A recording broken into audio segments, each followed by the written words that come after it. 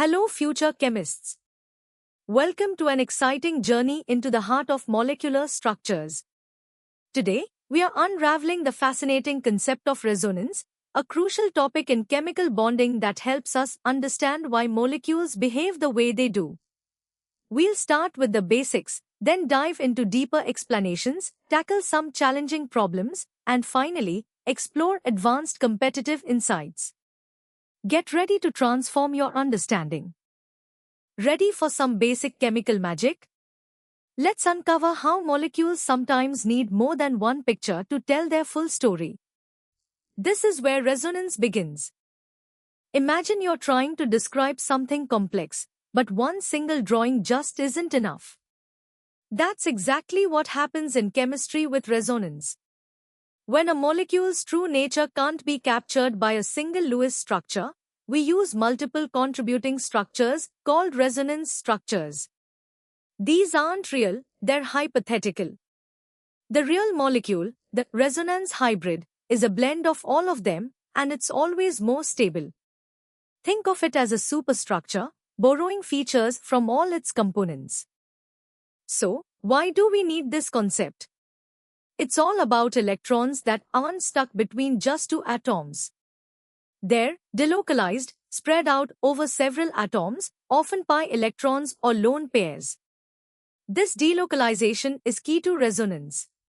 The structures must maintain the same atomic connections and overall charge, only the electrons shift. A double-headed arrow connects these structures. Take the carbonate ion, for instance. A single Lewis structure shows one double and two single CO bonds, but experiments reveal all three are identical, a perfect example of electron delocalization at play. Alright, it's time to test your foundational understanding of resonance. Look at these questions and think about what we've just discussed regarding the definition, purpose, and basic representation of resonance. Pause the video, try to answer them, and then check your understanding. Good luck! Now that we've grasped the basics, let's explore the how and why behind resonance. We'll learn the rules for drawing these structures and understand what makes some more important than others. Drawing valid resonance structures isn't just guesswork, there are clear rules. First, atoms don't move, only electrons do. Second, the total number of valence electrons and the net charge must remain constant across all structures. Third, stability often comes from satisfying the octet rule for as many atoms as possible, especially for second-period elements. Finally, formal charges should be minimized, and if present, negative charges prefer more electronegative atoms, while positive charges prefer less electronegative ones. Following these rules ensures your resonance structures are chemically sound. Not all resonance structures are created equal, some contribute more to the overall hybrid than others. We assess their stability based on several factors. Structures with more covalent bonds are generally more stable. Those where all atoms have complete octets are also favored. Minimizing charge separation is another key factor, as separating charges requires energy. And as we discussed, placing negative charges on more electronegative atoms and positive charges on less electronegative ones leads to greater stability. The most stable contributing structure is often the major contributor to the resonance hybrid. The extra stability a molecule gains from electron delocalization is quantified as resonance energy or delocalization energy. It's the energy difference between the actual resonance hybrid and the most stable single contributing structure. A higher resonance energy means a more stable molecule. Benzene is a classic example. Its exceptional stability and identical C-to-C bond lengths are a direct result of its significant resonance energy. Similarly, ozone's equivalent O bonds are explained by its two contributing resonance forms, showcasing how delocalization averages out bond properties.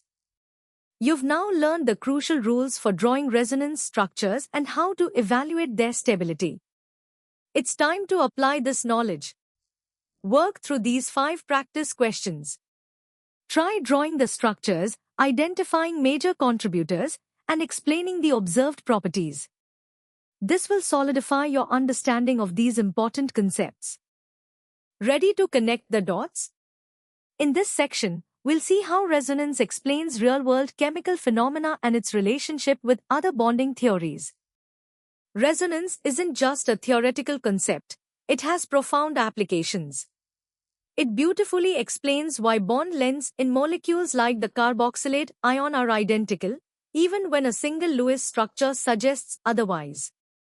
It's also key to understanding molecular stability, like why benzene is so unreactive despite having double bonds. Furthermore, resonance helps us predict chemical reactivity and understand acidity or basicity. For example, the strong acidity of carboxylic acids comes from the resonance stabilization of their conjugate base, the carboxylate ion. Resonance truly allows us to visualize how electron density is distributed, guiding our predictions.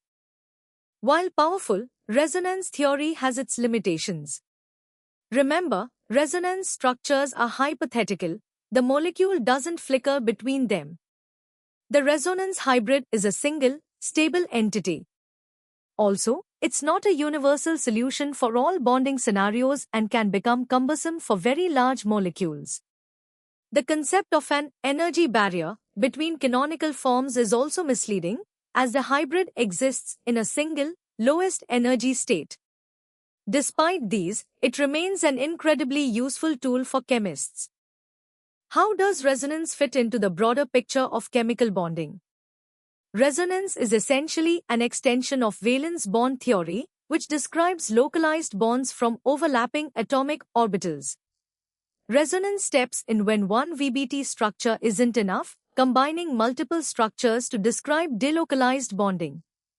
Molecular orbital theory, however, offers a more fundamental and accurate view. It describes electrons occupying molecular orbitals that span the entire molecule, providing a truly delocalized picture, like the pi cloud in benzene. While resonance offers a simpler qualitative understanding, MOT provides quantitative accuracy, especially for complex delocalized systems. Both, in their own ways, help us understand the intricacies of chemical bonds. You've now explored the applications, limitations, and theoretical connections of resonance. These 7 questions will challenge you to apply this deeper understanding. Think critically about bond lengths, stability, reactivity, and how resonance relates to other theories. Take your time, analyze each problem, and articulate your explanations clearly. Alright, future G-toppers. It's time to push our limits. This section dives into the most complex aspects of resonance, essential for competitive exams. Get ready for aromaticity, comparative effects, and advanced problem solving. Let's tackle aromaticity, a special type of stability directly linked to resonance. Aromatic compounds are cyclic, planar, fully conjugated systems following Huckel's rule of 4n plus 2 pi electrons. Think benzene. Anti-aromatic compounds, with 4n pi electrons, are highly unstable and often distort to avoid planarity, like cyclobutadiene. Non-aromatic compounds simply don't meet the criteria, lacking planarity or full conjugation. Resonance is the underlying mechanism allowing the extensive electron delocalization that defines aromaticity, conferring immense stability. Understanding these distinctions is crucial for predicting molecular properties and reactivity. Now, let's differentiate between 2 crucial electronic effects, inductive and resonance. The inductive effect is a permanent displacement of sigma electrons along a chain due to electronegativity differences, weakening with distance. The resonance or mesomeric effect involves permanent delocalization of pi electrons or lone pairs through conjugation. It's generally a more powerful, long-range effect. Crucially, when both operate in opposing directions, the resonance effect usually dominates, dictating reactivity and stability, as seen in substituted benzenes. Also, understanding cross-conjugation versus extended conjugation is vital. Extended conjugation offers maximum delocalization, while cross-conjugation, where a pi system is conjugated with two others that aren't conjugated with each other, often leads to less effective electron spreading. These nuances are frequently tested in G. Beyond qualitative understanding, resonance helps in quantitative analysis. We can calculate bond order as an average across all resonance structures, giving us a precise measure of partial double bond character. This is key to understanding actual bond lengths. Resonance also directly predicts reactivity. Electron-rich sites, enhanced by +m effects or negative charges, are targets for electrophiles, while electron-deficient sites, due to m effects or positive charges, attract nucleophiles. Finally, let's not forget hyperconjugation, or no-bond resonance, which involves sigma electron delocalization into adjacent p orbitals. While distinct from resonance, both contribute to molecular stability.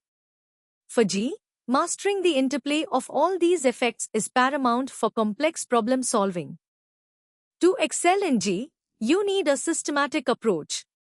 First, always identify the conjugated system. Look for alternating single and multiple bonds, or lone pairs, empty p orbitals adjacent to pi systems.